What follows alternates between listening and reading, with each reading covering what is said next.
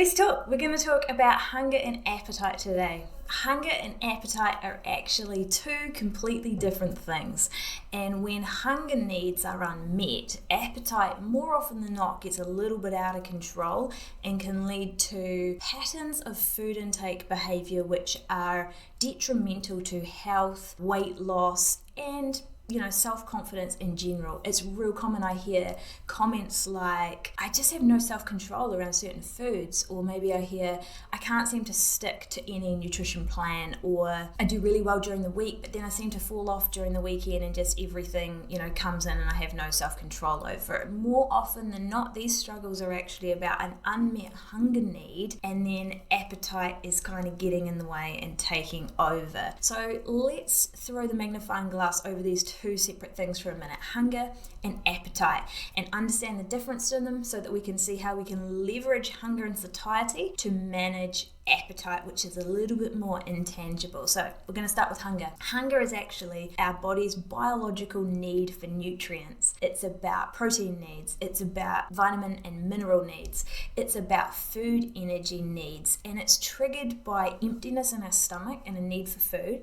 And there's a hormone associated with that, it's called ghrelin, and it triggers this growling, empty kind of rumbling in our stomach, right? That is the feeling and sensation of hunger. But what gets really confusing with hunger is if we ignore that need, despite the fact that it is a biological need, if we ignore that cue, that grumbling, growling, emptiness kind of cue for long enough, it will actually disappear. And what we'll be left with is the less specific symptoms of hunger, which are actually more things like fatigue, a lack of mental clarity and focus, maybe poor sleep even, or inability to recover after training, those sorts of things. They're also symptoms of hunger, but they are things that we can often confuse with other needs perhaps. We might think, well, I'm tired a lot of the time, but actually maybe we just have some unmet hunger needs. So that's hunger.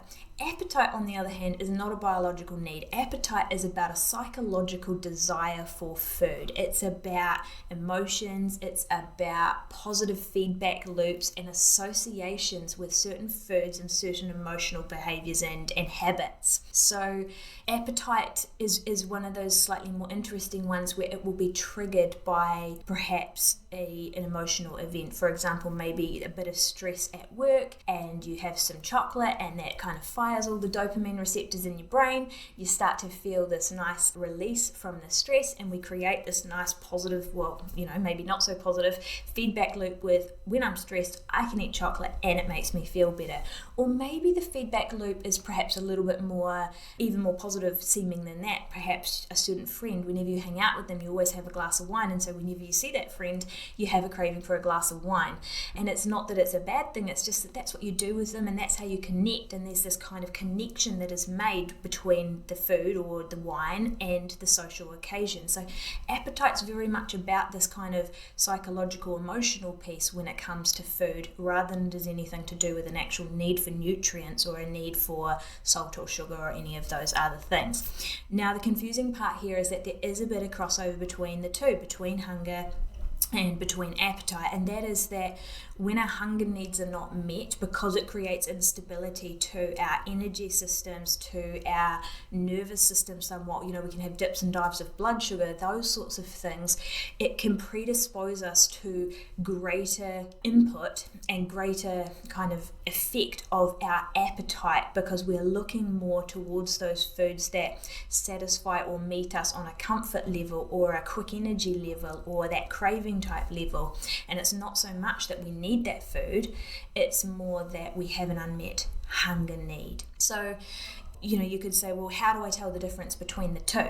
Because maybe I've got high appetite because my hunger's high. How do I know the difference? So I've got a really simple question, a really simple filter that I use, and that is, ask yourself the question, with this urge to eat right now, could I eat anything Or is it a specific food that I'm looking for? Because if you're truly hungry, you'll just really be looking for food in general. Whereas if your appetite is high because of other reasons, because of psychological reasons, it'll usually be a specific food that you're looking for to meet that need. So my example here is, if you're sitting on the couch, 9 o'clock on a Friday night, if you couldn't sit down and eat a plate of chicken and vegetables right now, but you could quite easily demolish a bag of potato chips, you can be pretty certain that that is not about hunger. That is about a food association. Maybe you've done it before and it felt good, and you know what you kind of want to replicate that feeling. It's about a psychological need rather than it is actually about the need for energy and true food intake. So appetite is confusing because there's kind of all of this psychological interaction to it that makes it a little bit harder. We need to look at managing our nervous system and our emotions and our habits and our food associations. But this is where the power of understanding hunger and understanding satiety, which is the opposite of hunger, becomes a really useful tool, because when we meet our hunger needs, we remove a big confusing piece from the appetite picture. When we look after our hunger needs, we can be sure that when we're having these food cravings, that they're not about actually, am I hungry right now and I just don't realize it? So let's look at this through the lens of hunger and satiety, which I said is the opposite of hunger. Satiety is actually also a hormonal response, and it's also triggered by a cascade of hormones that are made in our digestive system that are released in response to food intake.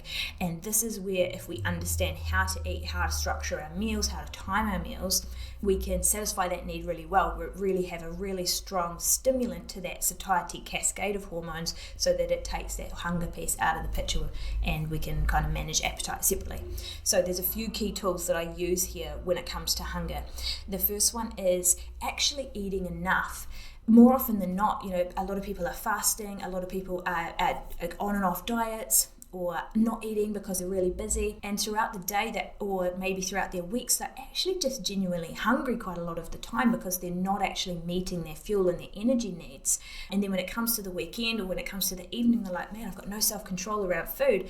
But the lack of self-control is actually due to unmet hunger needs. So just for a start, make sure you're actually eating enough for your output levels. So, maybe skip the fasting for a bit, maybe skip the dieting for a bit, and just kind of spend some time building some good routine meal intake habits throughout the day to just address that hunger need.